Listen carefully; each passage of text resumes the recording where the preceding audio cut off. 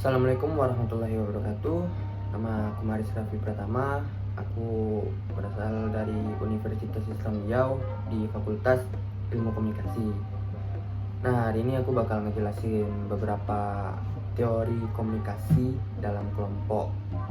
Tapi sebelum lanjut ngejelasin, aku mau nanya dulu nih, gimana kabar-kabar teman semuanya? Mudah-mudahan sehat terus ya. Terus puasanya gimana? Udah ada yang bolong kah? Atau misalnya masih ada yang budi, ada yang nggak kuat puasanya mungkin, atau gimana? Tapi mudah-mudahan enggak lah ya. Mudah-mudahan puasa kita bulan ini full semua lah ya.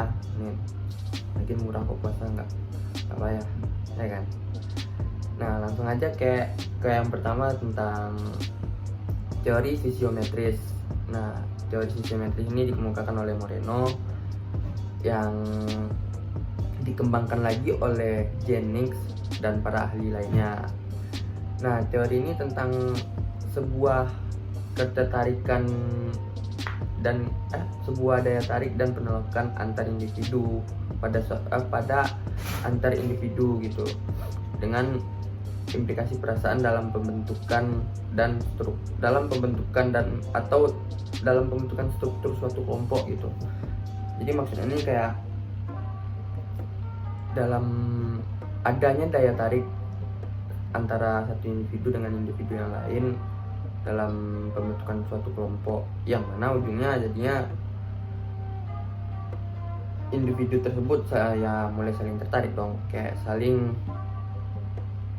nunjuk diri gitu. Karena kan dalam pembentukan kelompok misalnya nyari ketua gitu, ada beberapa kerumunan gitu, misalnya mau dibentuk kelompok contohnya kan, otomatis kan ada yang ada yang nyalon menjadi ketua.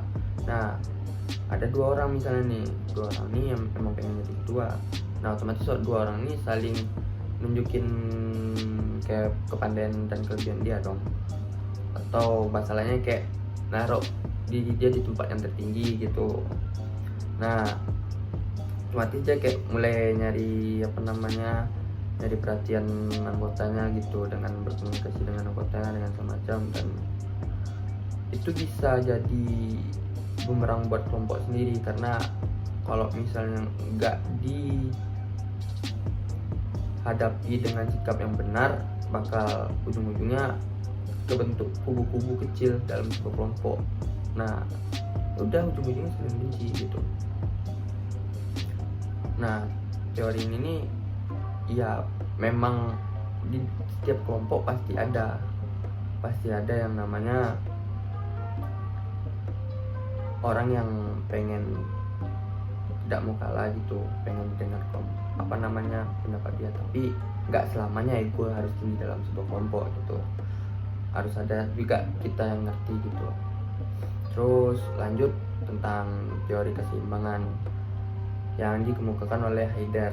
Nah, dalam sebuah kelompok ini nggak bakal ada keseimbangannya, karena kalau misalnya nggak ada setiap individu di kelompok itu mempunyai sifat yang sama, atau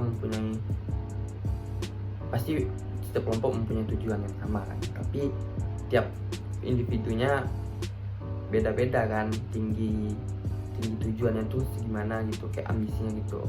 Nah, ya minimal dalam suatu kelompok itu ya harus mempunyai ambisinya ya sama-sama besar gitu dalam sebuah tujuan dia itu gitu, biar adanya keseimbangan gitu. Soalnya bakal timbul ketidakselarasan kalau misalnya nggak seimbang ya. Contoh misalnya nih 5 orang gitu kan, yang 2 ambisiusnya tinggi kali untuk nyampein tujuan dalam sebuah kelompok dia gitu, sedangkan yang 3 lagi cuman biasa aja, ngikut aja gitu. Tapi dia juga satu tujuan tapi cuman sekedar ngikut, bukan punya ambisi yang tinggi. Otomatis dong nggak seimbang dong, yang fokus 2, yang 3 slow gitu. Nah, itu bakal ngaruh ntar buat perkembangan kelompoknya gitu. Terus ada tentang teori pemikiran kelompok. Nah, teori pemikiran kelompok ini dikemukakan oleh Irving L. Jennings, yang ngejelasin tentang teorinya ini kayak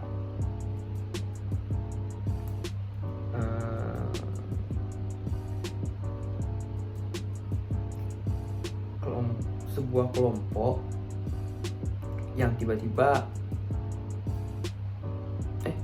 teorinya ini ngejelasin tentang pengambilan keputusan tapi dengan kebijakan yang salah. Nah, maksudnya tuh kayak dalam contohnya kayak setiap ada nih kelompok nih, misalnya si A kelompoknya dari si A punya kelompoknya ini gitu, dia punya anggota 10 orang misalnya.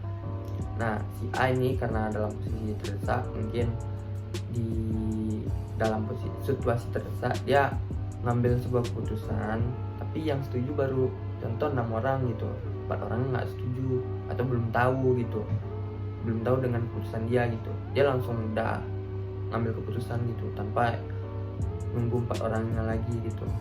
Bisa jadi contoh 4 orang lagi belum tahu, dia langsung ambil keputusan, atau 4 orangnya lagi nolak tapi nggak didengarnya alasan nolaknya apa, tapi udah ngambil keputusan yang dia ambil karena udah ada yang milih dia gitu. Dan itu sebenarnya juga bakal jadi bumerang buat kelompok sendiri juga gitu,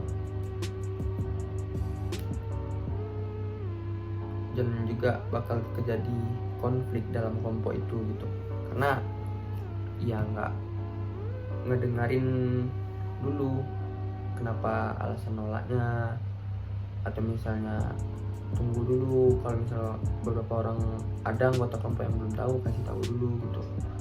Karena kelompok ini kan kalau dalam mengambil keputusan ya pasti dalam musyawarah kan, atas persetujuan semua orang gitu, ya ngambil jalan tengahnya gitu. Ya kalau misalnya nggak langsung ngambil main tujuan sendiri, mending nggak usah berkelompok gitu ya kan. Dan mungkin itu yang bisa aku jelasin hari ini. Lebih dan kurang aku mohon maaf. Wabillahi taufiq wal hidayah. Wassalamualaikum warahmatullahi wabarakatuh. Terus selamat menunaikan ibadah puasa buat yang menjalankan.